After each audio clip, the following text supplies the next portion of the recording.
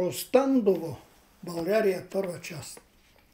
Историците го считат за едно от най-старите селища в Чепинската котловина.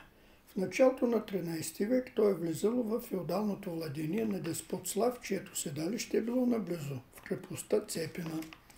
В османските официални документи се водило като Ортакьой, от турски средно село.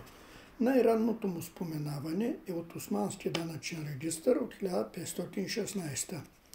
Една версия за произхода на името му гласи, че то произлиза от това на едно оброчище.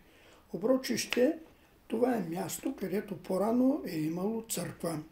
Самата църква се наричала Свети Константин и Елена и се намирала някъде в центъра на селото. 21 май, денят на Константин и Елена, бил празникът на селото. От името на Свети Константин произлязло и това на селището.